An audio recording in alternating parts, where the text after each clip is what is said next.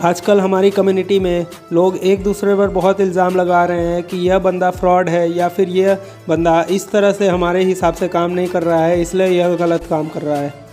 इसके बारे में मेरा यह मत है कि आप अपना काम का हिस्सा दूसरे के ठेके पर कभी ना दें। जो ठेकेदार होते हैं, जो समाज का ठेका लेते हैं, वह समाज के लिए ही बहुत ख़राब होते हैं, क्योंकि भले ही वो अपने अच्छे इंटेंशन से भी दूसरे का रिस्पॉन्सिबिलिटी ले रहे हों, लेकिन यह भी सच्चाई है कि उस दूसरे व्यक्ति का साथ हमेशा कभी भी नहीं निभा सकेंगे।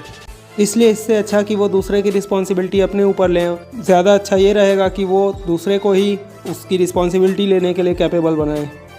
जो लोग दूसरे के ऊपर ये इल्ज़ाम लगा रहे हैं कि यह व्यक्ति अच्छे से काम नहीं कर रहा है, तो ये बात ध्यान रख लीजिए कि ये कोई उसका काम नहीं है।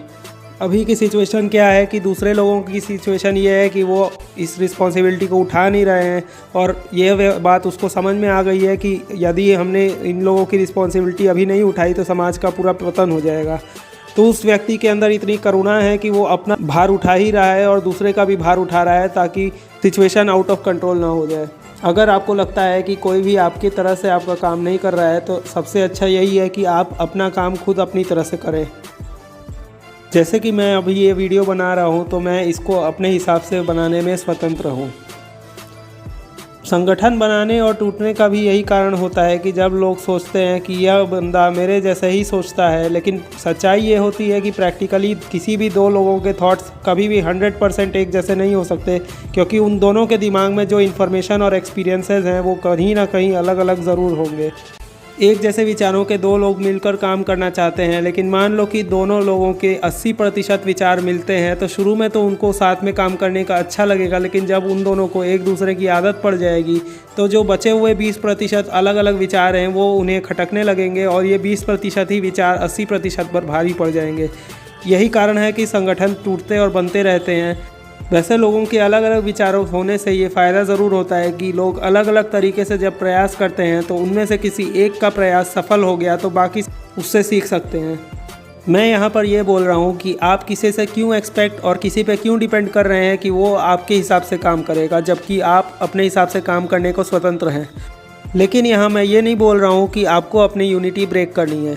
मैं ये बोल रहा हूँ कि जो विचार आपके मेल खाते हैं उनमें आप साथ काम करें, और जो अलग विचार हैं उनमें आप अलग काम करें। इन सब बातों को एक लाइन में समराइज़ करूँ तो मैं ये बोल रहा हूँ कि जुड़े सबसे रहिए, लेकिन किसी से बंधिए नहीं। दो लोगों की थिंकिंग 100% अलाइन होने में सार्थकता तभी होगी जब प्रत्येक व्यक्ति की थिंकिंग 100% रियलिटी से अलाइंड हो। स्वाभाविक है कि दो लोगों की थिंकिंग रियलिटी से पूरी तरह अलाइंड हो तो उनकी आपसी थिंकिंग भी 100% अलाइंड होगी। लेकिन मुझे नहीं लगता कि हम में से कोई भी ऐसा बुद्ध पुरुष होगा जिसकी हर बात वास्तविकता पर ही आधारित हो। वैसे तो इवोल्यूशन वाइज टारगेट परफेक्शन की तरफ ही जाना है, और हर व्यक्ति अपने प्रयास से परफेक्शन की तरफ बढ़ने को ही आतुर है। लेकिन आपस में जुड़े रहने से यदि एक व्यक्ति का सार्थक विचार हुआ तो लोग आपस में अपनी मर्जी से उसके विचार को अपना सकते हैं। कई लोग एक दूसरे की टांग खींचने में लगे हुए हैं, और काम करने से ज़्यादा ध्यान उनका दूसरे के नीचे दिखाने में जा रहा है।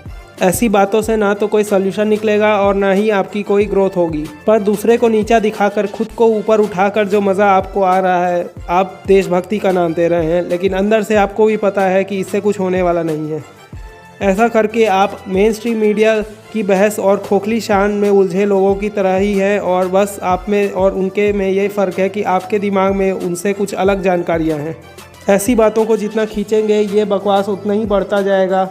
इसका समाधान यह है कि ऐसी बातों का बहिष्कार करें और सॉल्यूशन की तरफ ध्यान दें।